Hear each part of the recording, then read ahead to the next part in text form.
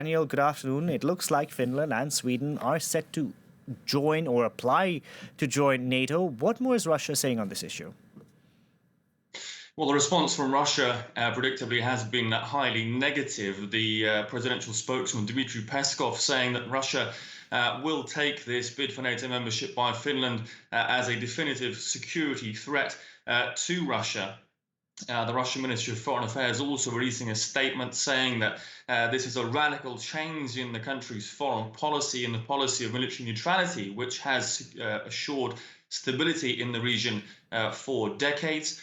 That Helsinki has failed to heed Russia's assurances of goodwill, that there will be no threat from Moscow, accusing Finland also of breaching the 1992 treaty between Moscow and Finland, which pledged for the two countries to respect each other's borders and not use military force, and leaving the ending really quite ambiguous, that Russia reserves the right to retaliate, to respond using military, technical and other measures as well. And that's been very much the rhetoric from Russian lawmakers as well. State Duma Deputy Vyacheslav Nikonov, for one, saying that any NATO military bases, military deployments on Russia's borders will be seen as a target for Russian strikes, even Russian nuclear strikes. These sort of words, this sort of rhetoric from some lawmakers in Russia is, of course, due to be taken with a pinch of salt. But nevertheless, the message is clear that fundamental relationship between Russia, its neighbouring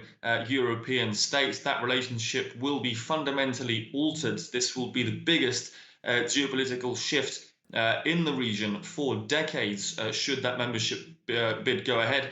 And of course, it looks increasingly likely that it will do so. Daniel, shouldn't President Vladimir Putin have foreseen this reaction from neighboring states? Because his worst nightmare is coming true. He's getting more NATO.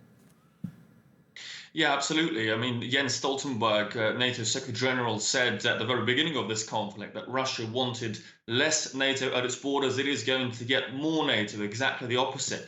And the Kremlin, Vladimir Putin, have repeatedly invoked the image, the spectre of invasions on Russia's western border, the historical invasions, whether that's the Russian Empire's conflicts with the Polish, the Lithuanian Empire, the Teutonic Knights, later on Napoleon, World War II, the Great Patriotic War. Those have been repeatedly invoked to explain and to some extent to justify certain Russian foreign policies and domestic policies as well, that image of the NATO enemy.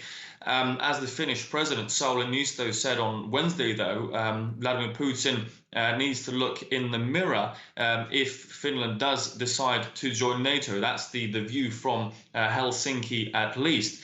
The Russian former president, now deputy chairman of the Security Council, Dmitry Medvedev, has said that a nuclear-free Baltic states is out of the question if this goes ahead. What measures Russia could take, we can speculate on, but it's clear that Russia will provide some sort of response to these NATO membership bids by Finland and potentially in future Sweden as well. Though perhaps it's worth taking some positivity from the words of the presidential spokesman Dmitry Peskov, who earlier said that a direct confrontation with NATO would be catastrophic and has to be avoided at all costs. All eyes, of course, on that membership bid, which could be expedited to a matter of weeks as opposed to months or years, according to NATO, and, of course, Russia's response in the coming months as well. We'll wait and watch what happens. Daniel Hawkins, thank you very much for the update. Daniel reporting there from Moscow.